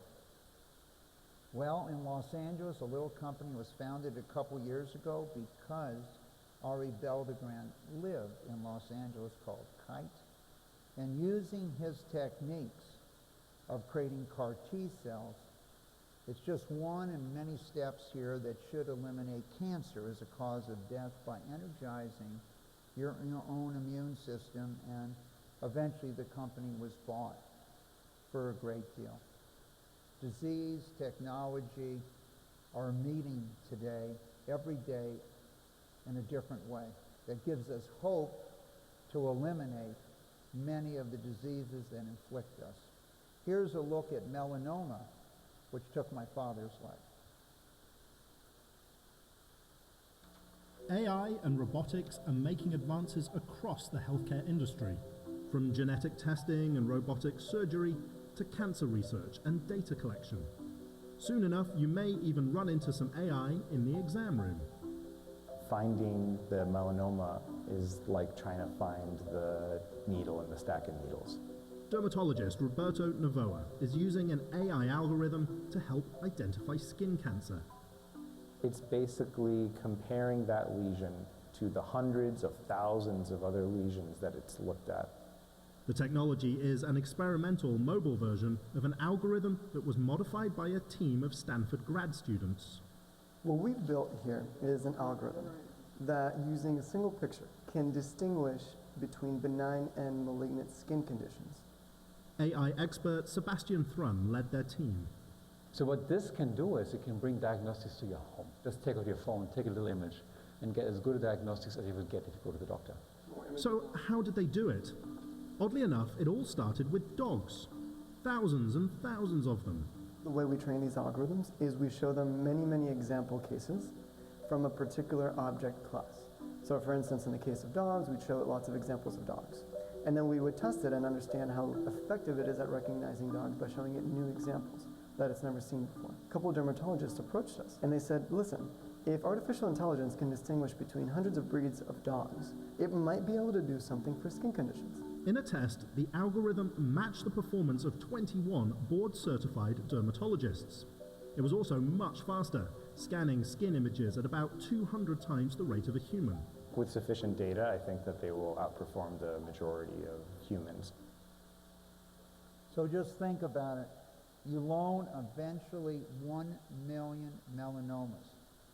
In a matter of seconds, you can scan your body with your Apple app next year and compare it to 1 million and identify whether you have melanoma or not. So whether it is identifying melanoma, reading CAT scans or MRIs, it's not just uneducated or not highly educated workers, but every level today to question. There is no human being that's ever seen 200,000 melanomas, let alone 1 million. So how do you change medicine?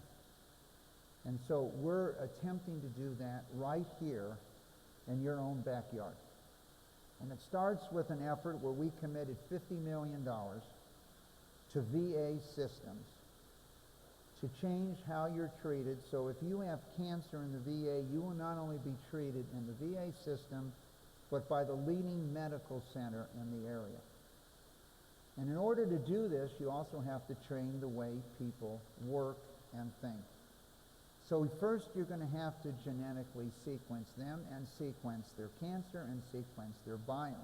Because if you can sequence your biome and you can change your biome, you might energize your immune system to put your cancer into remission. After that, you're going to need to train nurses to be precision nurses, to be comfortable using all this data. And from them, you need precision clinical research managers, and from there, informatics and biobanking specialists, essentially. And our goal is, over a 5-year period, that through the VAs, we will retrain how you're cared, starting with those that have served our country and have been in the VA system. So the VA here representing the Ozarks, so it represents Northwest Arkansas and parts of Oklahoma and parts of Missouri, will be the focus of our attention as we focus on other VAs around us. So last night, I had a wonderful dinner and visit, and I received this hat. And so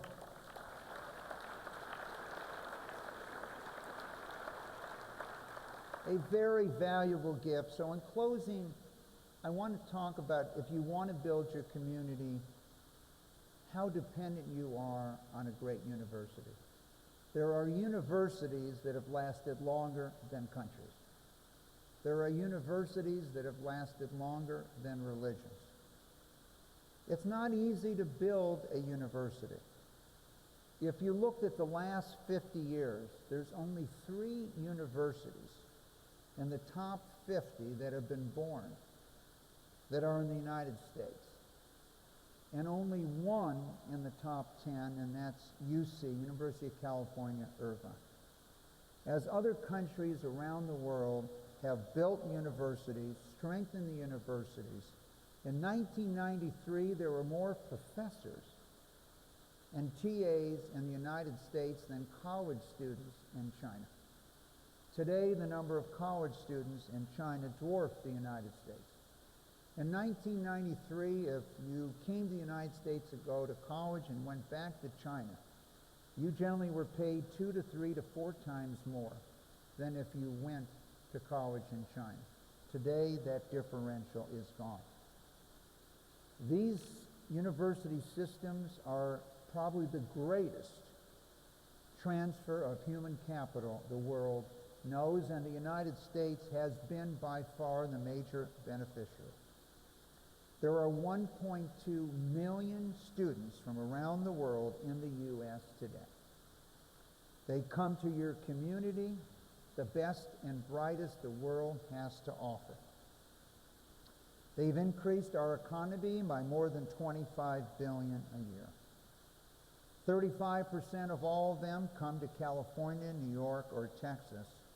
And the largest group is China, second largest India, third South Korea, and fourth, surprisingly, Saudi Arabia.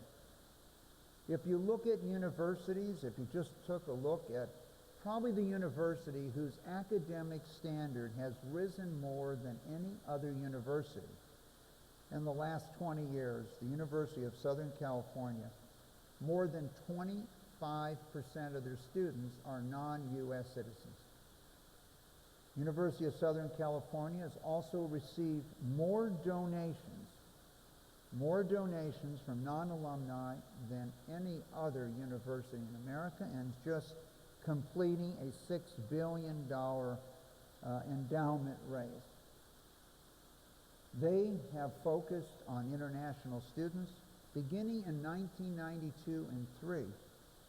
They were forced to. As Steve Sample became the president of the university, you had an insurrection in 1992 in Los Angeles, which covered a much wider area than it did in 1965 at the Watts riots. Alumni, particularly those with girls, did not want to send their students to USC for safety, and USC developed a strategy to focus on the world.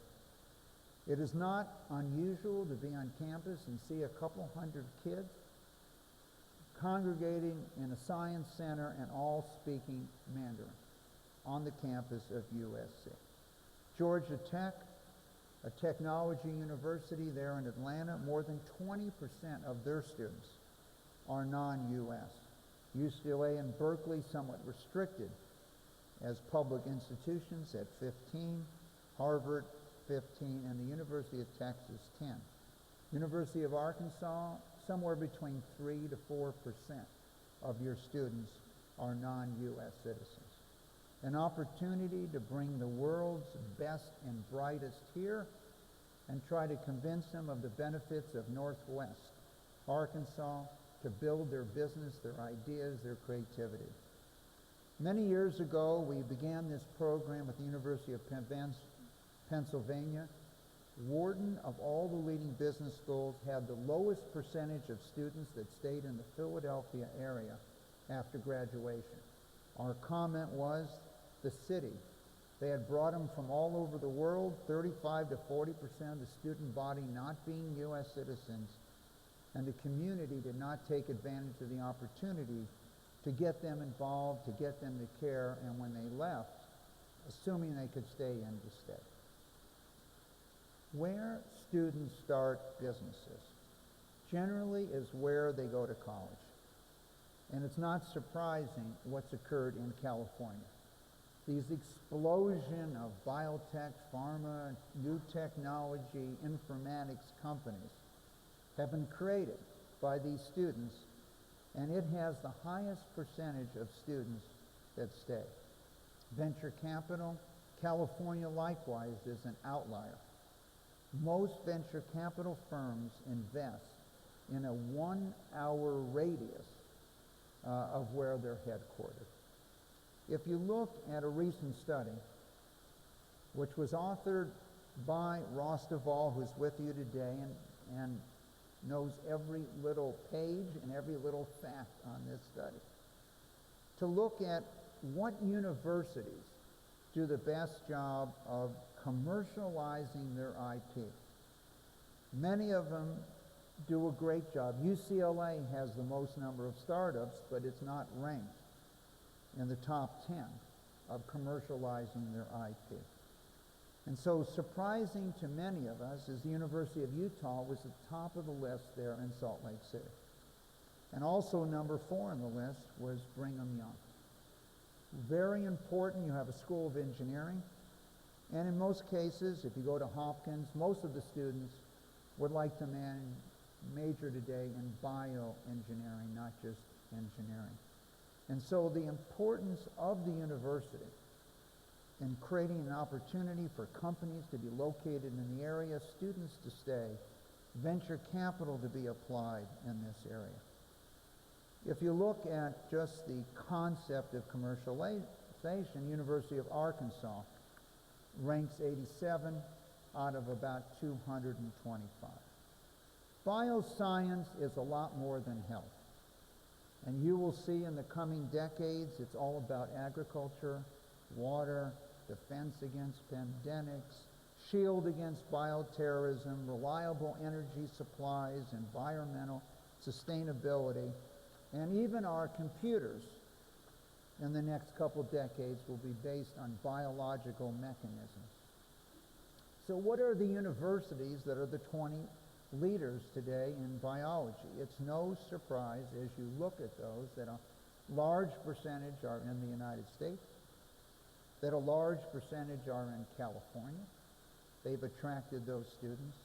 And those areas, the companies have grown up around them. The UK has been a major beneficiary in that activity, in that as the U.S. put barriers to entry after 9/11, many of the students from Asia and other parts of the world wanted to go to school in English, and there are 5 now universities in the UK, heavily populated by students from Asia that would have come to the United States that are among the leaders in bioscience. And I want to, if we go to biology, and I want to highlight to you number 8 here, University of California, San Diego. This university was really kind of focused initially as a science university. If we expanded to 60 years or so, the University of California, San Diego would be the leading university that's been founded in the last 60 years. San Diego was an interesting part of our country. It had the best weather in the United States, a great place to live if your focus was on weather. But they had a hard time building companies, and its 4 largest companies over time all went bankrupt. And led by a group of people, which did include Ross among others, we tried to figure out, okay, what did San Diego have going for it besides weather? Well, the anchor was the University of California in San Diego, a science university and one of the top 8 in the world. It also had Salk. It also had Scripps. It also had the Burnham, now the Sanford Burnham. And by getting them to combine their energy like a laser and shining light, over a period of 2 decades, the greater San Diego area now has more biotech companies located in it than any other city in the United States. More than 130 companies using the center of a university to combine these institutes that were created around it. If you look at academic research and development, and you look at those reports, those great reports that were provided to you, and I had a chance to review, you'll see that areas that you look at as a competitor in terms of what you could be. University of Wisconsin, one of the leading bioscience universities, ranks 6th in U.S. government and other R&D projects at $1.1 billion plus. Duke and the growth of that area where they're headquartered Over $1 billion in R&D. University of North Carolina, approaching $1 billion a year in investment in R&D. University of Texas at $650 million, and Arkansas increasing, but substantially below these other universities. If you're going to change the world and change the environment here, this is a good area to start. Educational attainment, you heard the statistics that were presented to you. These other comparable areas, Raleigh, 47% of adults have a 4-year degree. Madison, Wisconsin, 46 plus. Durham, 44. Austin, 43. Des Moines, 37. U.S. average, 31. The thing they all have in common is this human capital, this commitment to education, which draws companies, technology, students to them. And that's our great opportunity. One last way to recruit is in successful aging. And this is another one of our centers. And if you look at the factors in healthcare, transportation, why do people choose to live in a part of the country? Healthcare being number one. We rank these cities, the best cities for aging. And once again, you see the same correlation. Number one, Madison, Wisconsin. Transportation systems, a university, entertainment, healthcare. Provo, Utah, Salt Lake City, Des Moines again, Austin, and so on. And so in building this community, the importance of the university is essential, and the importance of technology and a commitment to bioscience are necessary. Building prosperous cities and regions to attract and retain human capital. Create vibrant, healthy communities, focusing on technology advancements, build business hubs centered around university research facilities. If you want to think about what's occurred, there's a number of quotes I could give you in closing. Here's one. Never doubt that a small group of thoughtful citizens can change the world. Indeed, it's the only thing that does, and I look forward to seeing what this small group can do. Thank you very much.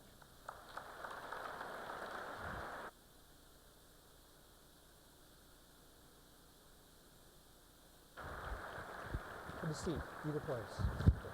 Yeah, just have a seat right there. Thank you very much, Mike. I've heard you discuss these topics a few times over the years, but you always provide new insights every time. I think once you told me, Ross, you've heard me sing in the shower a few times, but you always manage to hit those high notes. What I'd like to do in the last few minutes we have is to kind of have a conversation like we've had in your office many times, where we kick around a few subjects. I'm a little disappointed, Ross, that I can't go downstairs to your office these days. But I'm willing to travel to Northwest Arkansas to see you. We might just ask you to do that. Mike, what I thought I'd start with is something that I very vividly remember. It was the day before the 2016 presidential election, and you told me, regardless of who wins the election, the stock markets are going to rally. And not many people had that perspective at that point. Why did you see it that way? Well, that night when I looked at the futures market was down 800 points or something on the Dow, I did call the people that manage our money and tell them, just buy everything. It was kind of like that movie, Trading Places, just buy, buy, buy. And I felt that way, and I told you that, Ross, because the election was over. And when you woke up the next day, if someone actually won, there was no more debates. What they were writing in the newspaper was about to change dramatically. And we could get back to work from that standpoint. And the relief that it was over, I felt people would eventually buy. And I also felt when that night, when it appeared that Trump was going to become President Trump, our surveys, as you know, of 14,000 small and medium businesses, the number one factor they wanted was to get the government off their back, one. And two, to have confidence that the administration and the government believed in the free enterprise system. If they did nothing else, no changes, nothing, but just backed off so I didn't have the 17th agency visit me, that I could actually build my business, that just those two things would accelerate growth in our country, and I think they have. And the fact that he won, my guess is the market's up substantially more because of it. Initially, after the election, what economists would call the kind of soft data, the consumer confidence, business confidence surveys, and others tended to show dramatic improvement. The National Federation of Independent Businesses survey showed that it went the highest in 17 years. Many economists were doubtful that it was going to translate into improvements in the so-called hard data, capital investment, GDP growth. Over the last 6 months, we've seen that happen. Early on, you said that we were going to see an increase in economic performance and equity markets. What did you see in terms of what CEOs were thinking at that time as to why they might make those capital investments that they had been deferring? Well, let's take a large company, J.P. Morgan. At its peak, J.P. Morgan had 25,000 employees working on compliance. Now, they're a large company. Just imagine you have 50 employees and you're trying to build your business, and I have 7 different agencies coming in here with forms I have to fill out. After a while, why bother? Why bother building a new plant? Why bother opening a new store? Why bother to expand? I'm bogged down like Gulliver with everything tying me down. You let me do my thing. You let me build my business. Most people that build businesses today are socially responsible, or they wouldn't succeed. If they don't understand their customers and the environment and the demographic changes in our country, they will not succeed. And I think most young people today want to work for a company that stands for something. But it's hard to wake up in the morning energized and then know that I have this group coming in today and that. All they want to do is put more restrictions on me to run my business. And so it was my feeling that once I have freedom to figure out how to build my business, that I'll invest in my business. And yes, the recent tax reduction for corporations is a big thing. And whether it's been Walmart, who's been a leader, or whether it's been Chrysler Fiat, or whether it's been Disney, just the announcement that they're going to raise salaries or pay bonuses is a clear message to the country. If their tax rates go down, in order to succeed as a company, it's good business to share part of that, not just with your shareholders, but with your employees. Absolutely. As you know, Mike, I had worked behind the scenes for, I'll say, around a decade to encourage business tax reform, working with Orrin Hatch and the current Treasury Secretary. I don't think a lot of people appreciate just what a game changer this business tax reform we had.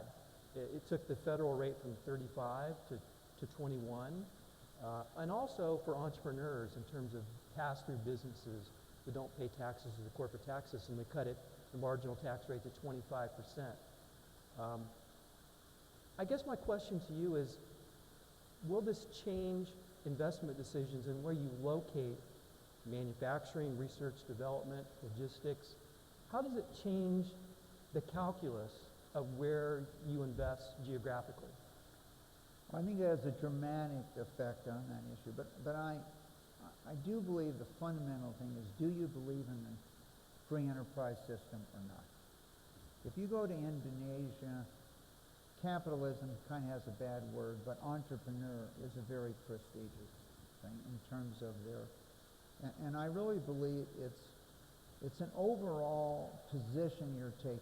Do we believe that millions of organizations making decisions end up with the best decisions, or do we believe that a few individuals in Washington, D.C. know what's best for everyone. It's just hard to believe that someone in Washington, D.C. knows what's best for Northwest Arkansas versus a person that's living here building something. And the idea that you believe in the free enterprise system, I think, is an overriding issue. If you look at many of the surveys that have occurred in the last decade of high school kids who believe the financial markets are rigged and everything else, you really turn a tide here in this election now with just the rhetoric. And I believe that alone gives you a chance to try. The strength of our financial markets, which are the fullest in the world, and as you know, Ross, if I'm an entrepreneur in China and I'm one of the 99% of companies that's a small, quote, non-investment grade company, I'm actually more likely to finance in the United States than I am in China. So I believe that first sends an overriding message here. That go build your business, create jobs, invest, etc. On the other side of the coin, when you look at what's happening in Germany, Adidas has moved factories from Bangladesh to make shoes into Germany and into the United States. Now, why would they do that? Well, we know wages are substantially higher and other things. But with technology today, you don't need that many workers. So the differential in wages is not the determinant factor. The determinant factor are what are the government policies, what are they allowing you to do? And that's why you're seeing many of these factories return to the United States. And I'd say the other factor, Ross, has been the explosion of alternative energy and natural gas. Very important to this part of the country. You know, it wasn't that long ago that coal, powered our country, our electricity, and now natural gas has passed coal. But I noticed the other day in California that renewables now make up 28% of the grid for electricity. And at our global conference last year and our conferences all over the world, when we have a lot of administration officials, I try to tell the individuals, don't talk about global warming because they're going to tune you out. If you talk about what's efficient cost today, coal cannot compete today with natural gas. We know that in cost. But coal cannot compete with solar today. Solar is cheaper than coal. And someday solar and wind might be cheaper. I mean, who would have thought that Texas would be the #1 state with wind technology? Okay, they have all the oil with shale, natural gas, low cost, but it's been the leader in wind today. So this revolution in energy is going to bring chemical plants and other industries that use a lot of energy back with low-cost energy in the United States. In my home state of Ohio, if you'd have told me that there would be another steel plant built in Youngstown, I'd have said, you're crazy. Well, in fact, because of low natural gas prices, it has occurred. I do think that there is a concern here, obviously this issue of tariffs that has come up. In Austria, as you know, Ross, last July, we were looking at, they opened a new steel mill.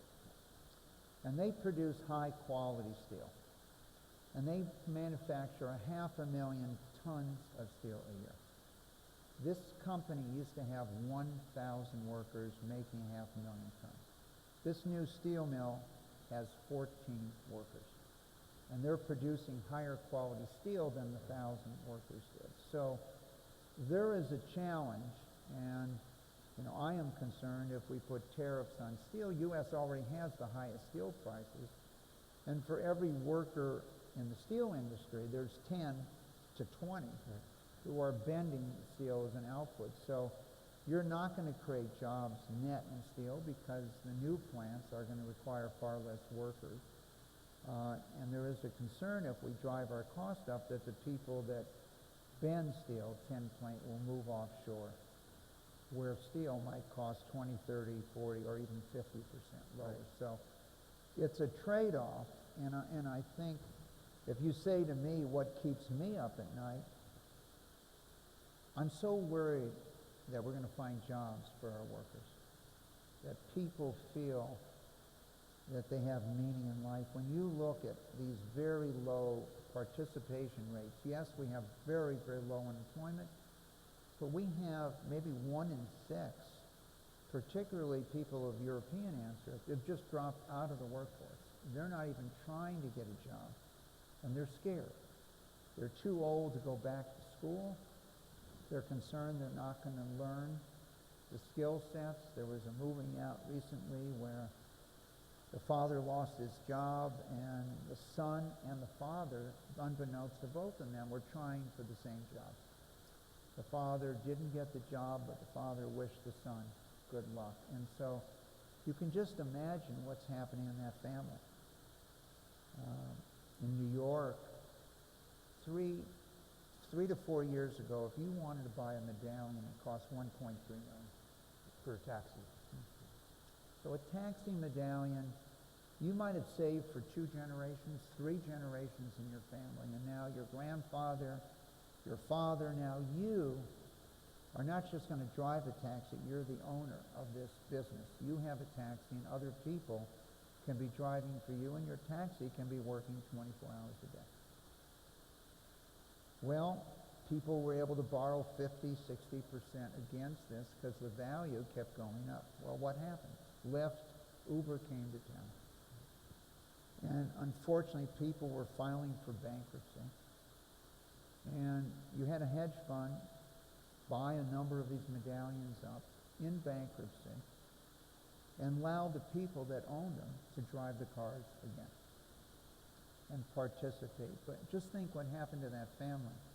The father or the grandfather saved, they saved up money, they bought a medallion, and they were now an owner of the American dream, not just them as a driver, but people were driving for them, and they're right back to where they were 20 or 40 years ago. And there's risk that even that job will be eliminated. So to me, this is one of the major challenges of our day.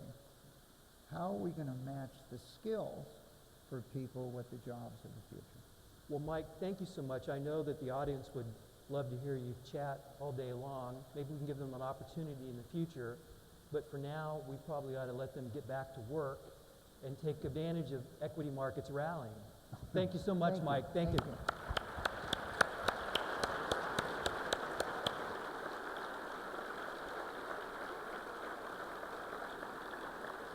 On behalf of the University of Arkansas, Mike, we thank you for your insights and vision.